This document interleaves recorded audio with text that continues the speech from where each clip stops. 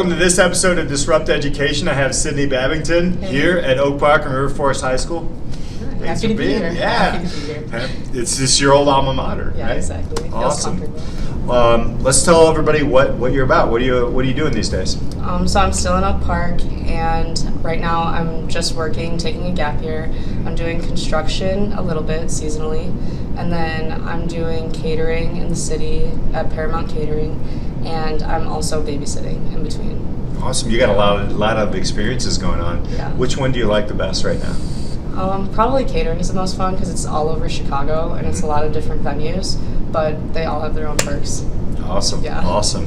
So your education kind of through high school, you played a lot of softball, right?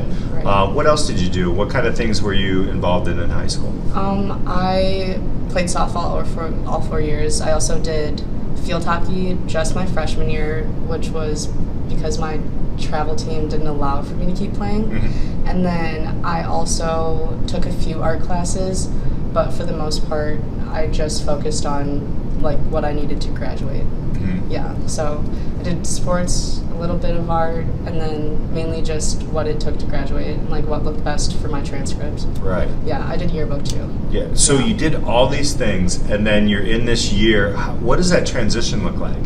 Right? Because there's a lot of time, Yeah, right? yeah. What can you tell like our viewers, like if you're looking at a year where you're kind of experimenting and taking a look at different things, like what is that like? What are the major like changes that are difficult for a student to do something like that?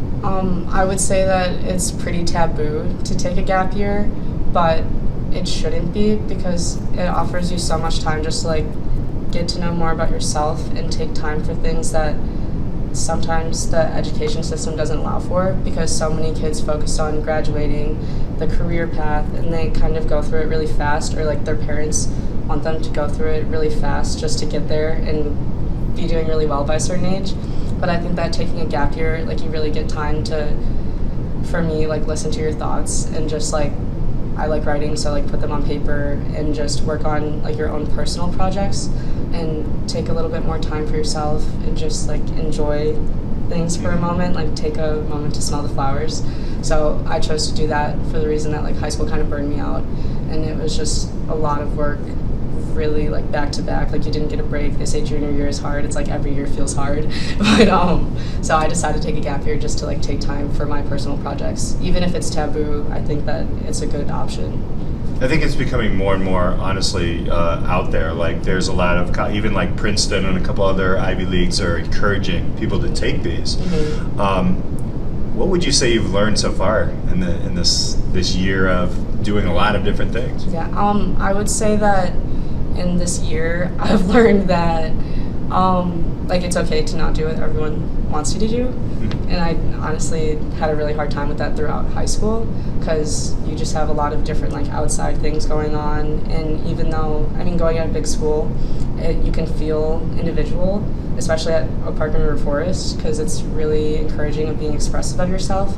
But I would say that taking the gap year, it reassured me that it's okay to like not do what society wants you to do, and you'll still be okay throughout that. Any kind of career paths you're looking at because of this year so far? I'm honestly thinking more about business, even though my parents are encouraging of it, but initially they wanted me to go into medicine, and I'm still kind of in between business and medicine, because I think that like some of my strengths could work in both, so maybe a double major minor or something like that. But initially I was thinking pharmacy or nursing. Right now I'm thinking about business communications. Mm-hmm. Yeah.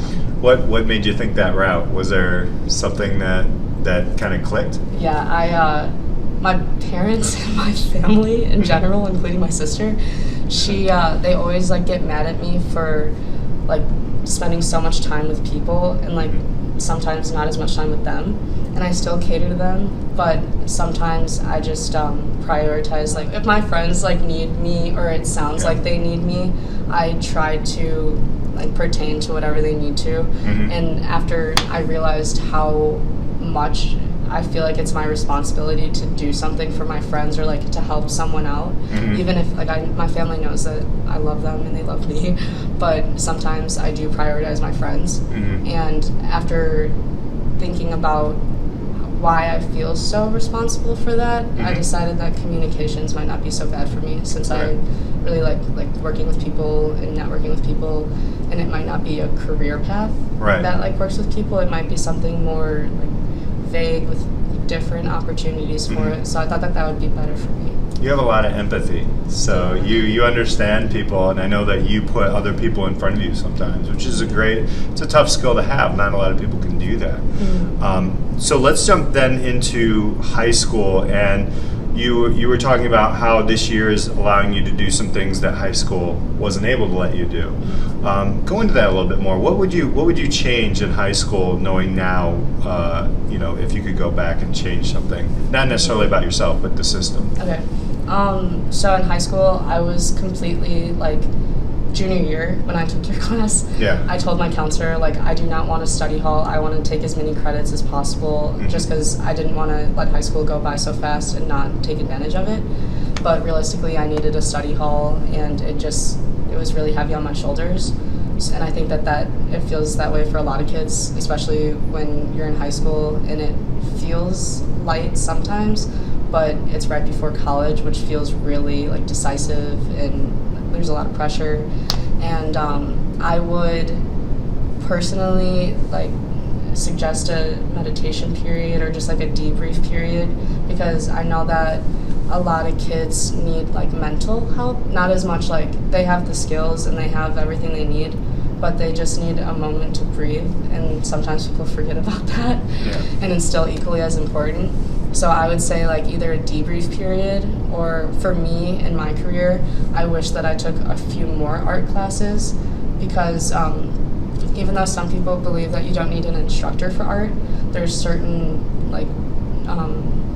rules of art that you need to know just for basics, and I didn't get the chance to do that because I was so focused on like take anatomy for med school, take like math classes for science and engineering, and I didn't get the chance to do that. But I mean, I'm still 19, so I still have time. Right. Yeah, That's yeah. good you realize that. Yeah.